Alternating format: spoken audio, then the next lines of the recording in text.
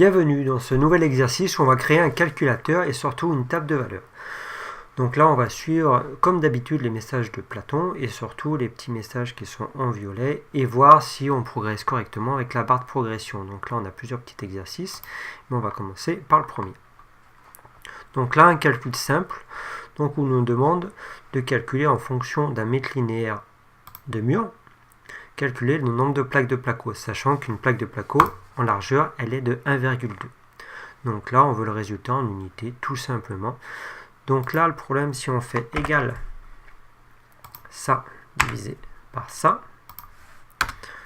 on va voir des petites virgules et le problème bien sûr par rapport à beaucoup de produits comme ça, on veut des entiers.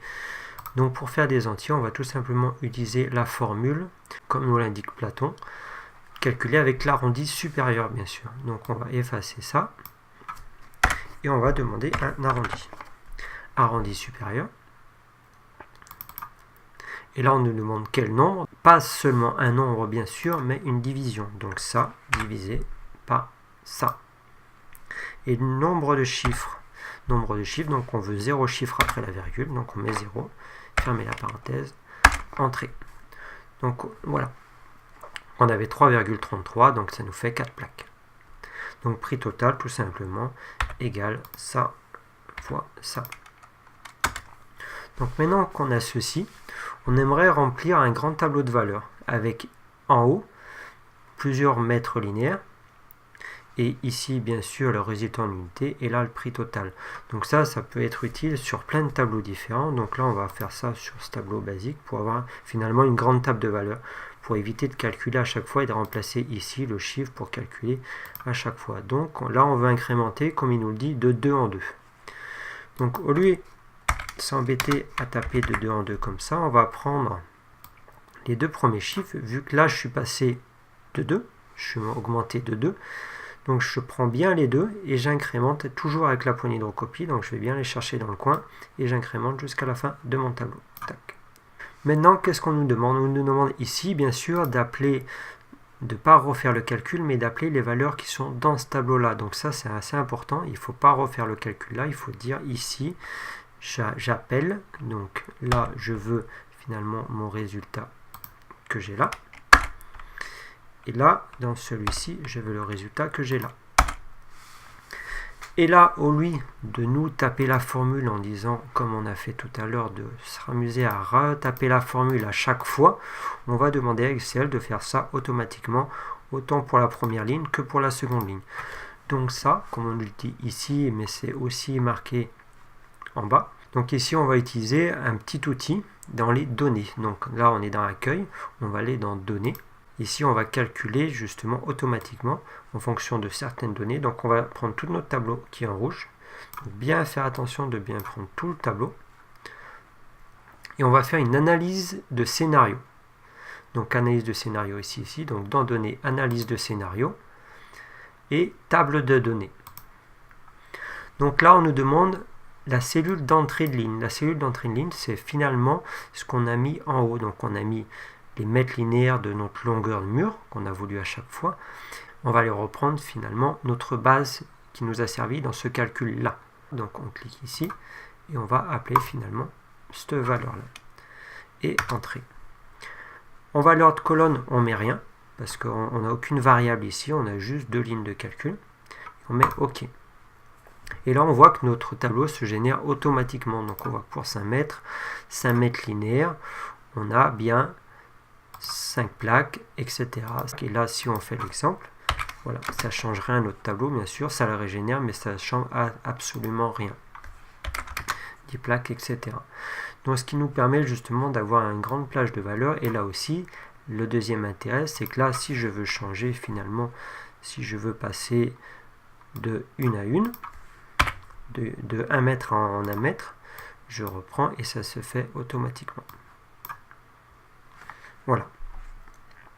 Donc maintenant qu'on a vu ce premier exercice finalement qui est assez simple de remplir ce genre de tableau là, on va voir comment avoir des valeurs ici qui sont changeantes et des valeurs ici. Donc on va passer à l'étape 2. On va maintenant passer à l'étape 2. Donc l'étape 2 bien similaire, sauf que maintenant on va calculer une formule un peu plus compliquée. Donc là, je vous ai directement tapé la formule. Donc c'est une formule qui calcule les taux d'intérêt. Donc là, on voit si on avait à taper cette formule-là dans toutes les cases ici, ça deviendrait un peu pénible. Et surtout qu'on risquerait facilement de faire des risques d'erreur. Donc là, on l'a déjà tapé une seule fois, c'est déjà bien. Et donc là, on veut savoir, là on a un crédit de 3,5%. On veut savoir en fonction de chaque taux, de savoir à peu près sa mensualité ou le taux de son crédit par an. Donc là, pareil que tout à l'heure. Donc total sur le 15 ans, on fait tout simplement donc ça multiplié par 15 années. Donc ça nous servira pour le tableau d'en dessous. Là, on va remplir ce tableau-là comme on avait fait tout à l'heure. Donc on le sélectionne en entier, tout simplement. Et on va toujours dans analyse de scénario, table de données, valeur d'entrée de ligne. Donc valeur d'entrée de ligne, c'est mes pourcentages. Donc je vais aller les attraper ici. Et OK. Donc maintenant, dans le deuxième tableau, comme nous le dit Platon, on va faire en fonction des années. Donc là, un peu plus intéressant, comme ça on a vraiment une grille de lecture qui nous permettra de choisir d'une son taux de crédit, voir si le crédit est intéressant, et surtout de naviguer en fonction des années. Donc pareillement, on sélectionne tout le tableau, analyse de données, table de données, entrée de ligne comme tout à l'heure, donc ça c'est le pourcentage, donc on reprend tout simplement les pourcentages.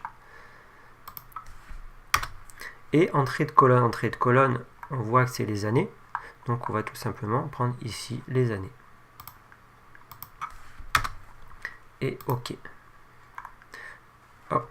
Donc là, il ne faut pas avoir peur, là c'est un message d'erreur, c'est juste les cases sont un peu trop petites. Donc c'est le message d'erreur qui dit que les cases sont un peu trop petites. Donc là il suffit juste d'aller dans accueil et on va supprimer quelques zéros. Voilà. Donc là, vu que c'est le tableau qui a pris par an, donc là c'était important par rapport à ici où on n'a rien, là on a rempli ceci qui est assez important, donc on va aller chercher justement ce total là, vous voyez. Donc c'est en fonction de ça justement, de cette case là qu'il a rempli toutes ces cases là. Et si justement je mets les mois ici, donc j'ai juste à faire exactement pareil, données, tac, donc pourcentage comme tout à l'heure, et là aussi comme tout à l'heure. OK. Maintenant, grâce à ces deux tableaux, j'ai ici le coût total de mon crédit. Donc là, si j'arrive à emprunter par exemple à 1% sur 130 000 d'emprunter, je devrais finalement, je vais perdre que 6 000, je vais rembourser que 6 000 en plus. Et là, ce que je paye par mois. Par contre, voilà, si je perds que 6 000 en plus, le coût de mon crédit va être beaucoup plus important. Bien sûr, au niveau des mensualités, je vais être à 1138 €. La différence que si je suis sur 25 ans, il sera beaucoup plus élevé. Par contre, là, on voit la différence. Donc voici, on est arrivé à se faire un joli tableau à deux variables. Donc première variable, les pourcentages, deuxième variable, les années. Donc voilà, donc toujours le même principe, on va remplir ici ces données-là, et en fonction de ces données-là, on va changer une variable, voire deux, pour se faire un tableau des valeurs assez poussé. Donc voici pour cet exercice, donc qui vous permet d'un petit peu à commencer à apprendre que les boutons dans les données, tous ces boutons-là, ont un petit intérêt, et on voit que voilà, si on arrive à manier assez facilement ces petits boutons-là, et surtout connaître leur utilité, à gagner énormément de temps. Donc voici pour cet exercice, donc je vous invite maintenant à passer au quiz et surtout après au module 3.